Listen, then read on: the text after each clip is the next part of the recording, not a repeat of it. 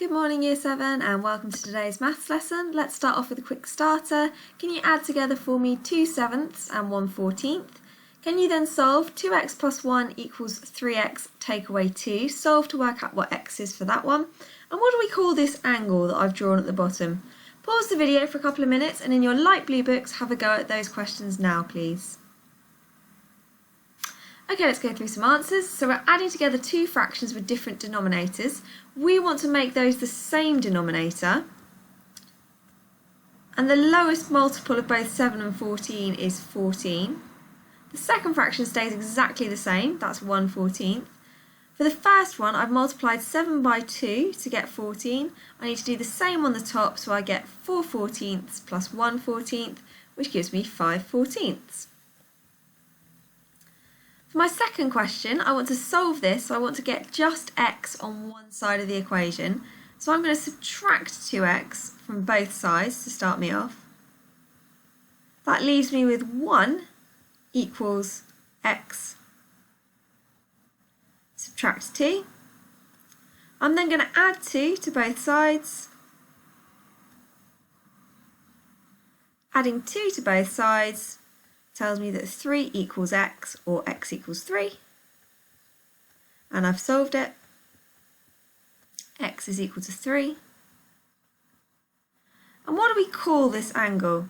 Now we label an angle knowing where we start, which is P, through the middle, which in this case is Q, and out the other side, which is R. So we'd label this angle PQR. You may also see it labelled as this. It means the same thing, the angle that's going from P through Q to R. Okay, Year 7, here is our lesson destination number 1 for today, parallel and perpendicular lines. So parallel, the word parallel, where does it come from? So it originates from the Greek para, meaning alongside, and alelos, apologies for my Greek, meaning one another. So we're looking at lines that are alongside one another. This went together through the Latin to parallel, the French, ask your French teacher about that, and then became parallel in the mid-16th century. So we're looking at alongside one another. So parallel lines are two lines on a plane that never meet, they run alongside one another. They are always the same distance apart and have the same gradient. The other key term we need to know is perpendicular. Now perpendicular came from the late Middle English as an adverb meaning at right angles. It came via the Old French from the Latin perpendicularis, I think we can see where that came from perpendiculum meaning plumb line, and from per meaning through, and pendere to hang. So perpendicular lines are two lines that cross at right angles and we label them such. We draw two lines crossing at right angles and we remember to put that little right angle symbol in there. Okay, Year 7, in your dark blue books now, can you write the title parallel and perpendicular lines? Can you then copy down these two important definitions, the parallel lines one and the perpendicular lines one, and draw me a little diagram for each to show which one it is. Please pause the video and spend a couple of minutes copying this out now. Okay, Year 7, let's do some questions on parallel and perpendicular. I'm going to do a couple of examples at the top and then you're going to carry on.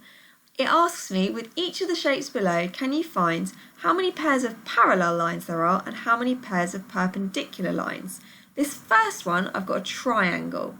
I don't have any parallel lines in this triangle. However, this line here, going down, and this line here, going across, are in fact perpendicular. So I have one pair of perpendicular lines. For the square, I've got these two as parallel, there's one, and these two as parallel, so there's two. So I've got two pairs of parallel lines. Perpendicular lines, I've got this one, and this one, and this one, and this one. Two pairs. I've also got this one and this one, 3 pairs, and this one and this one, 4 pairs.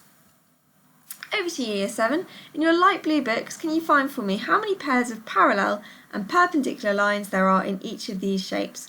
Pause the video for 10 minutes and work those out now. And here are the answers I was looking for. Please check your work and see how you did.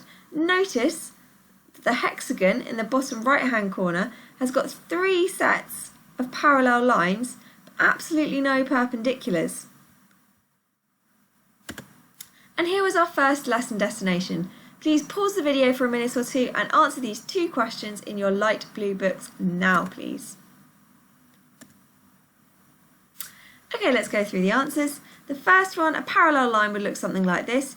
Yours could be anywhere, it could be up here, it could be down here.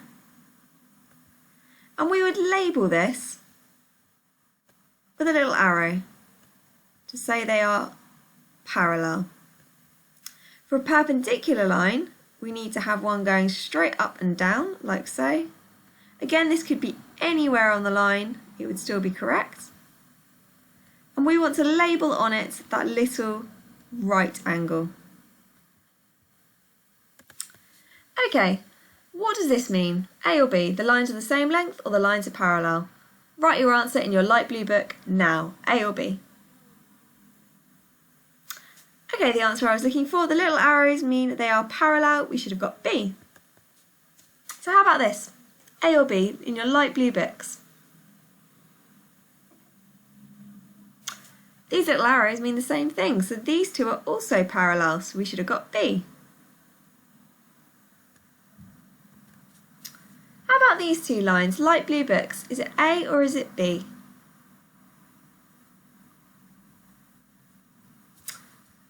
These lines, because they're not arrows, mean that the lines are the same length, so I was looking for A. Okay, what does this mean? Here's a rectangle. What does this mean? I've got some little lines through each of those sides of the rectangle. What does it mean? Pause the video, have a little think. Is it A, is it B, is it C, or is it D?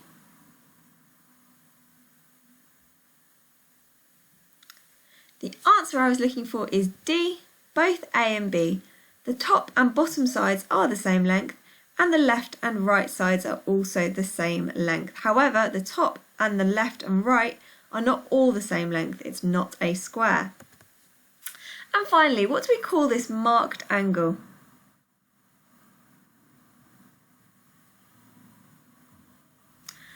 Okay, we can say it's either angle Y, labelled in this little letter Y, so A is correct. We don't use a capital letter to mark an angle, so that one's wrong. It is angle starting from X going through Y to Z, so it is X, Y, Z. So the answer I was looking for is E, it's A or C. A, B, C or D, which of these diagrams shows a horizontal distance labelled X? In your light blue books, answer that question now. The answer I was looking for is D. Here's my horizontal, labelled X. A, B, C or D, light blue books. Okay, the height of the triangle is C, this vertical side here. We can also label shapes with a letter at each corner. This allows us to identify the shape with a name. For example, this funny looking quadrilateral is called A, B, C, D because it goes through the points A, B, C and D. I've given you a rectangle and I've called it ABCD. I've told you its side lengths are AB is 5 centimetres and BC is 3 centimetres. Can you in your light blue books draw this rectangle and label as much as you can on that rectangle? Anything you can think of. Pause the video for 5 minutes and label as much as you can.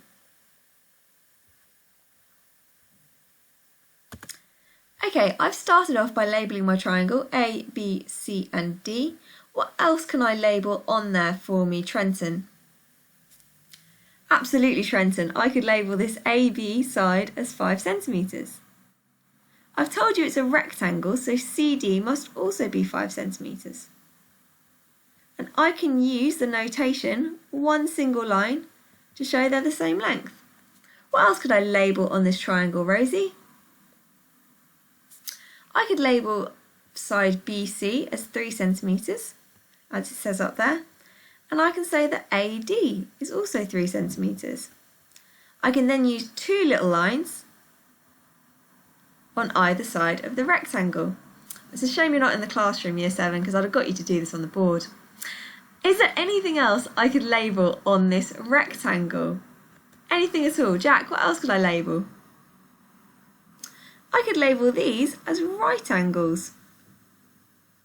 Thanks, Jack.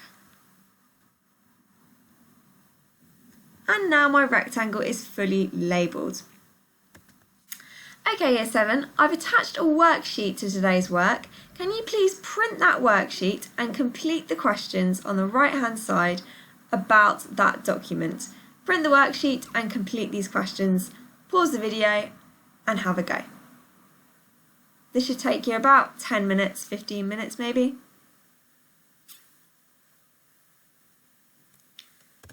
And here are the answers. Please check your work and see how you did. I've coloured in the red, I've coloured in the blue. There's your blue triangle and there's your green triangle.